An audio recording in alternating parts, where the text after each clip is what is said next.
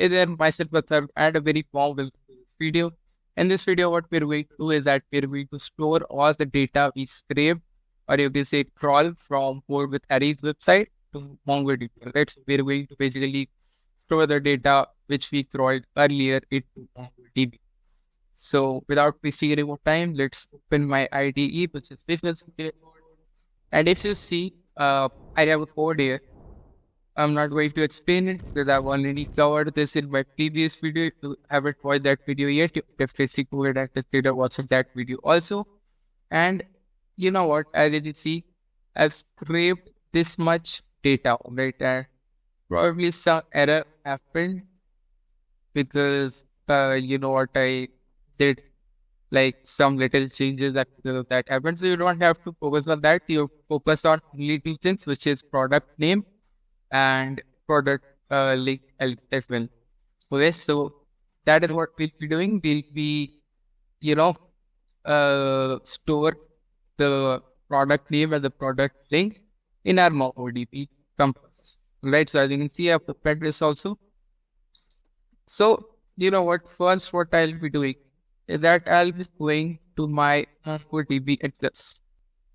And if you see here, I've already created a MongoDB cluster named MongoDB. So if you haven't, if you don't have a cluster, you can click on this create button. Then you can click on this share button. Then you can select your cloud provider, wait with Amazon AWS. And then here you see some locations. So you have to select the location which is closest to you. So for me, it's Mumbai, and then you have create on this then you have click on this create cluster. I'm not going to create a new cluster because I have already a cluster. And yeah, keep this in mind that don't use your cluster just after creating, right? Give it some time because there are many packet things happening there as well. So second thing I'll be doing is that I'll be getting inside of this database access, and I've already made this. If you haven't, you can click on this add a database user. You can give here the username, like I have given here Athar167, and then you can simply go ahead with your password. Okay, so go ahead and give a password here. You can auto generate it as well, but yeah, and yeah, by the way, keep this in mind that you have to remember the password because that's very important. So yeah, after creating it, what you have to do is that get in this database again, then click on connect here. Then what we'll be doing is that we'll be getting we'll be connecting our MongoDB address to MongoDB compass. Alright, so let's click on this and select your version of MongoDB compass. Then if you see there's a connection string. So I'll be copying it. I'll come here and you know what, I'll delete it for you.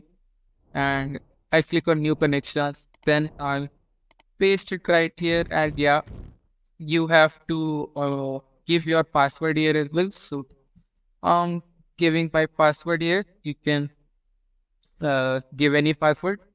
Like you have to give that password you entered right here. Alright, you have to give this password. So keep that in mind. Alright, so after that, I'll save it, correct. I'll give red as a color and I'll name this MongoDB. So as you can see, I've connected to my MongoDB Atlas. Right, that basically means that I have connected my MongoDB Atlas, my MongoDB compass. Alright, then we be finally getting to our coding part. And then you know what, I'll basically remove this because I don't want to save these details in a file yet product HTML, right? I'll give here pass now and I'll remove this as well. Then you know what I'll be doing is that I'll firstly go on PyMongo documentation. If you don't know what is PyMongo is basically a module which helps us connect our,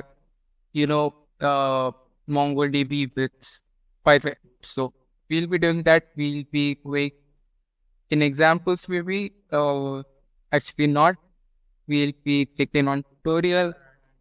Yeah, here it is. So firstly, what we'll be doing that we'll be importing PyMongo, and from PyMongo we'll be importing Mongo client. Uh, if you haven't installed PyMongo, you can definitely go to your command prompt and type pip install PyMongo to install this model. I've already installed it. So as you can see, it's giving me requirement already satisfied as well. Never mind. So let's get to our coding part. Okay, so after that, we have to create a client, right? So we'll create a client, then we'll be connecting to our Mongo client, which means basically Mongo server. So to connect it, what you have to do, you have to go to your Mongo compass, then you have to take all these dots, then you have to copy connection string, then you have to come back in VS Code and paste it right here. Alright, you don't have to do anything else. And you know what? I'll be doing something like this also to make this code more readable because I personally prefer to do this. So after that, I'll be getting inside of a database. So I'll do this also. Then I'll basically do something like this to get inside of a database. To create a database, right? So I've named a variable here. You can name this variable anything like database as well, but I personally like to keep it DB. Then you have to do what? You have to get inside of client. Then from client, you can make a database. You can name it anything. And to name it, write the name of it after the dot. For now, I'm going forward with Harry underscore data, right?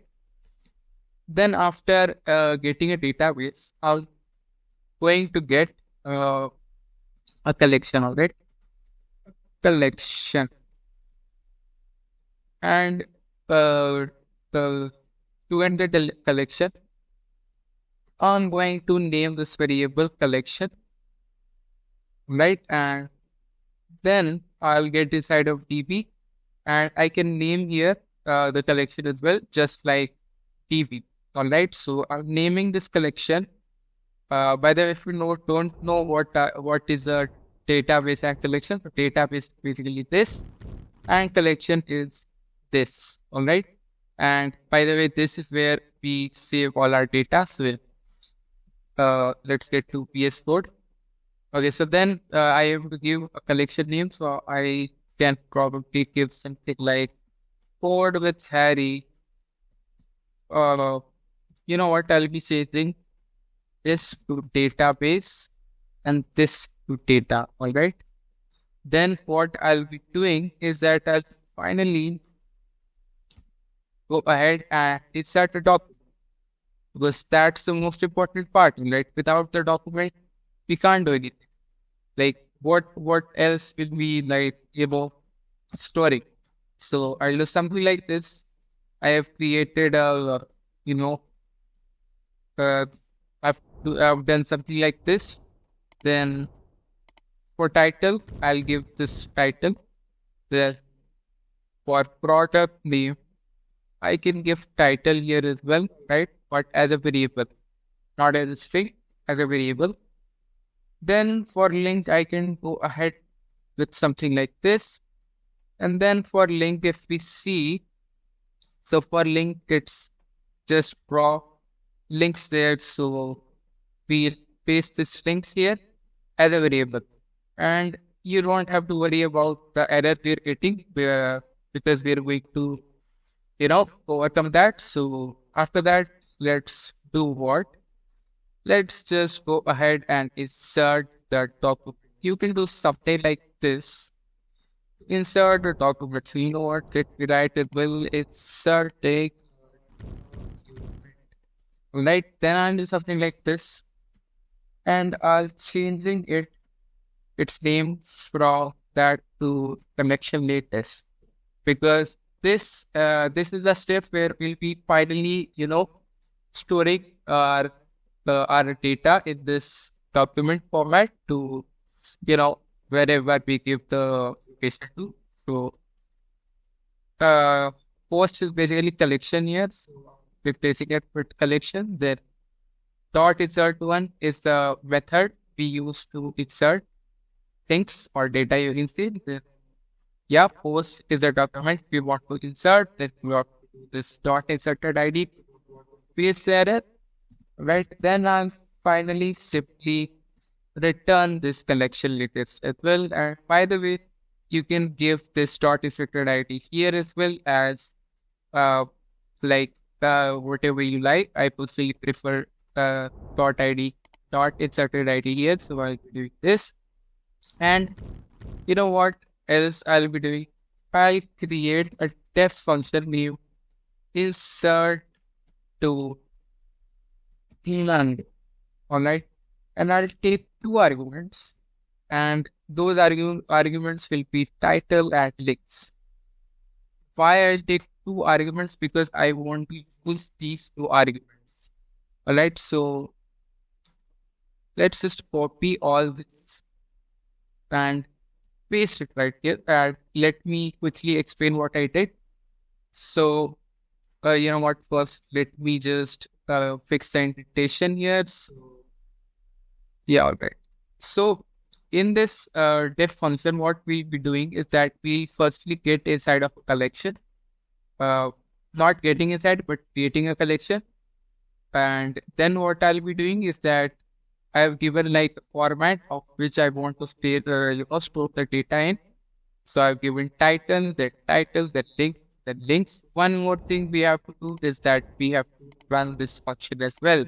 And we have to run this function inside of def parse, because when we do scrapy crawl x, where we basically, run this def parse function only, because that's the rule of, you will say, scrapy, right? So I'll be basically running this in def parse, and inside of def parse, I'll get inside of this for loop. This for title in titles for loop, because title is defined here. So let me just go ahead and do something like scrapy crawl code with head. If I do this, what happens is something like this.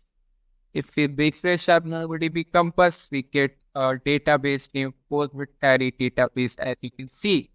And if I click on it, there is a collection as well named code with array data, and here are all the title with their links.